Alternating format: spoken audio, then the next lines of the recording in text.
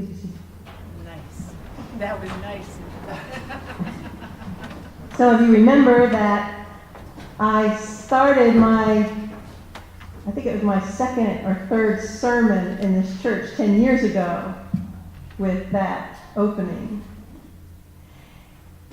It was that sermon that we unpacked the 23rd Psalm, looked at what it meant to have Jesus be our shepherd, have God as a shepherd. The implications being that we are sheep and that we don't really want to be sheep, that are dependent and have to run the flock. Talked about how, although the images we have of Jesus as Good Shepherd, like in the stained glass window over here, if you can see it, it's always Jesus holding a little, sweet little lamb in his arms, and you never have a stained glass window with Jesus with a crook in his hand, poking him along. Let's get going. There should be the stained glass window, or grabbing him by the crook of the neck and rescuing him from danger. Jesus is our good shepherd. At the end of that sermon that day, I talked about what does it mean to be listening to the voice of the shepherd and where is the shepherd leading us as a congregation. And I shared with you how the vestry had decided that starting that week, we would open the front doors of the church from 9 to 12 every day.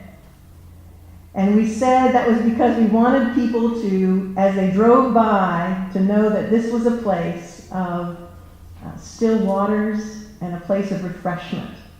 And so that was our starting point 10 years ago. I don't know, Greg, if we ever just opened it from 9 to 12. I think pretty early on we said, okay, let's open it all day that we're here. So Monday through Friday, the doors are open. And that really became not just a symbol, but very practically a place where we said we want to welcome. And we have been intentional over these 10 years to be that place of trying to go deeper into the heart of God, to listen to the shepherd, to say we believe that God welcomes all, gay and lesbian, immigrant, black and white, young and old. God welcomes all. And to do that by the choice of ministries that we have made ourselves commit to. And I don't need to list them, but those things. I mean, being involved in nursing homes, 3 nursing homes that we visit. The little ministry that just began, the knitting shawls to go to Phelps Hospital, midnight run. There's a long list. And so I'm very grateful because I feel like the congregation, we are continuing to try to be a people who are listening to the shepherd. Last Sunday, we reaffirmed our baptismal promises with Mackenzie Balog and her family. You remember that when we do our baptismal promises, the first thing we do is we say what we believe. And then following that, we say what we'll do about it. And the first thing we say we'll do is that we will continue in the apostles' teaching, in the fellowship, in the breaking of the bread, and in the prayers. It says in the scripture that we read today, and that's why I stuck it in I went and copied some of that Acts passage just so you could have it in your hand if you want to look at it, to see that, that's not something that the Episcopal Church made up. That's right there in the book of Acts.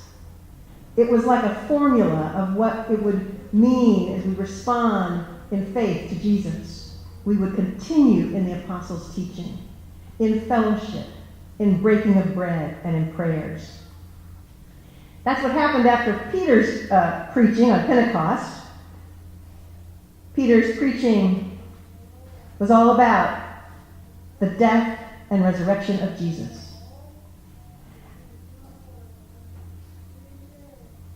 I know that we do not, how do I say this? Just say it.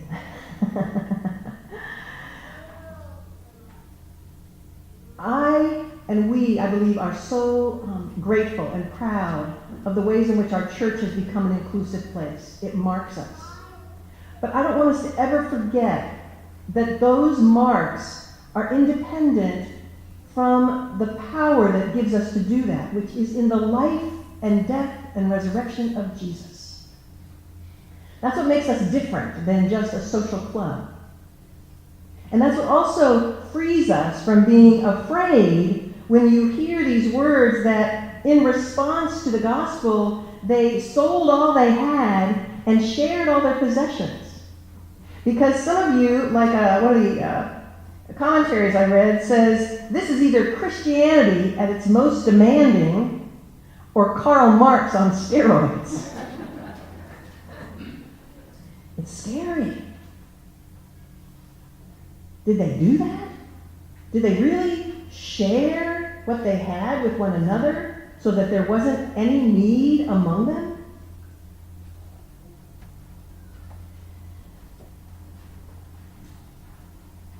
The apostles' teaching. Apostle meant the sent ones, the ones who were sent by Jesus. And they were sent with that very message of Jesus, which we heard if you read back, you hear Peter's preaching, and his preaching was about how the Spirit came upon Jew and Gentile, young and old, women and men, slave and free. That was, we hear those words and we don't think much of it, because we go, well, we get that. They didn't get that. I don't know that we still get that. This really was all. And that comes out of Jesus. They shared their life. They truly believed that every single one of them had gifts that were important to the rest of the body. Not just the gifts of preaching or the gifts of singing or the gifts that we have, but every single one of us, from the youngest to the oldest, that our gifts were important. And they shared that together. And it says the church grew day by day. Well, what happened?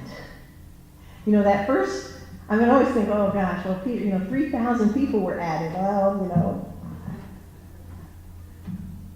Well, I think what happened to the church is that sharing is really hard. I had my own room starting at 13 because I was the oldest, and so I got my own room. And it wasn't until I went away to college that I had to share a room. I see Emily here. I don't know, Emily, if you got your own room or not, but it can be a little challenge when all of a sudden you're used to having your own space. And now you're in this little bitty space with, 3 of us. And I remember the creative ways we had to maneuver to give each other space and privacy, make it work. Sharing is hard. I remember my brother Phil, who he did not like to share his drinking glass or his food, because he always thought everybody had cooties.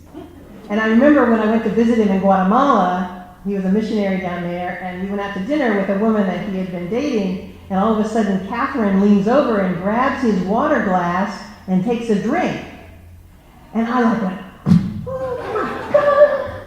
And I knew in that moment that he loved her. Because he was willing to share her cooties. I think that's some of what it means to be in Christian community. That willingness both to make space for another, to share our cooties, to share our very lives. It is it is a part of the economic sharing, but it goes beyond that. It's the sharing of our emotion. That's why I started with what's happening. At the 8 o'clock service this morning, one person shared, a man, Roland, who many of you know in the church, he just got a full-time job. And Greg and Fernando, Greg has been caring for a patient for 70 days on a ventilator and respirator. And they thought he'd never be able to breathe alone. And they took him off the vent, and he could talk. And other stories like this. And we sat there amazed. And Carol, some of you haven't seen Carol for a long time. She's going to 8 o'clock now. Her daughter Robin, who's working in Spain, and she fell and broke her leg. in a cast on a 3-floor walk-up. Was going to lose her job because she couldn't walk on it. And she asked us to pray. We prayed, and she came back this week, and she said she went to another orthopedist, and they looked at the leg and said, "That's not broken." And they got the cast off, told her she could go to work, and off she goes. And we just like, oh my God, this is getting weird. This is getting like the book of Acts, you know?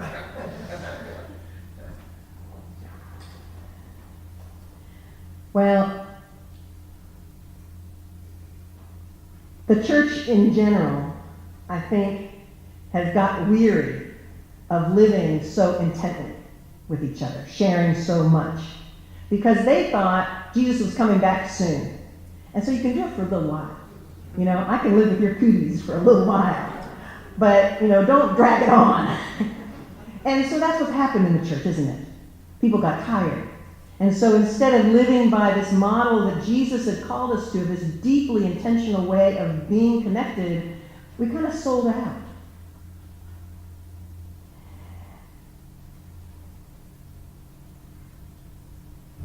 I don't know what it's going to look like for us. I believe we are on a really good direction of living this out by sharing more and more of our lives. I believe that God may be calling us even into a deeper place of community. I think that the church, and I know the Episcopal Church, and my clergy friends and things, people will often ask me, well, what's your ASA? Anybody know what that is?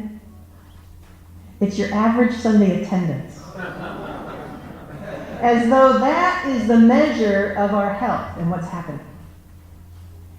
Now, yes, if we are taking a nosedive and lots of bad things are happening, that's something to pay attention to. But sometimes the numbers go low because we're trying to do the right thing. And people don't like it. There are people who left the church when we welcome gay and lesbians. There are people who leave the church if we welcome immigrants. There are people who leave the church, you fill in the blank.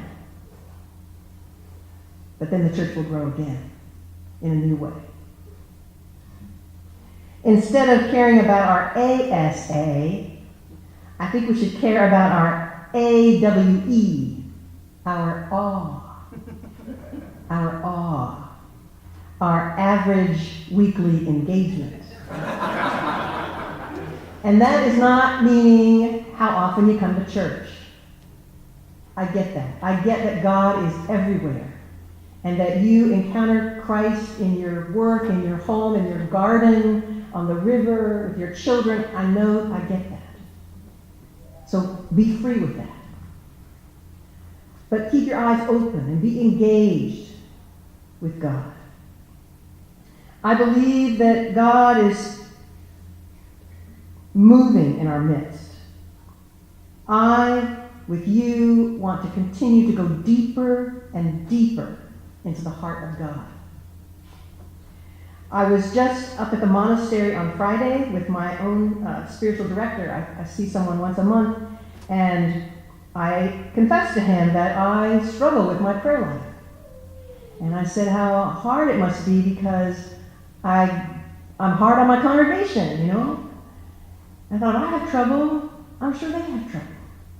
And he said, well, Susan, maybe instead of just worrying about your personal prayer life, maybe you need to pray with other people.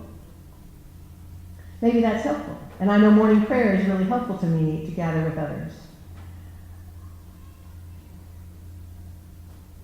And so for me, I'm not saying you have to do this, but I'm going to do this.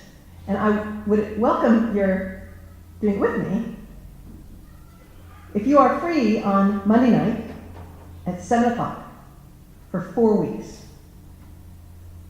that we meet mostly silent prayer, contemplative, listening prayer, and that we talk together. I have no agenda, so you might kind of go, ooh, I don't want to do that. But if that has a draw to you, I need you. My own prayer life is enriched when we pray together. And I don't know, maybe your prayer life is, I do pray by myself, and I do read scripture by myself. I do all that, but I want to go deeper. And so I invite you to join me in that. prayer of listening. Listening because I believe that God is trying to draw us even deeper into God's heart.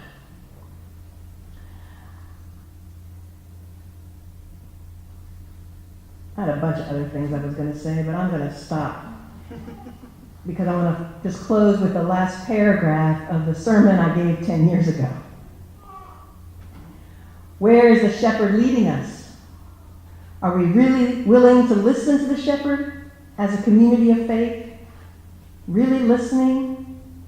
One of the things that happens as we take time to listen to the shepherd is that after a while, we discover that we have the heart of the shepherd.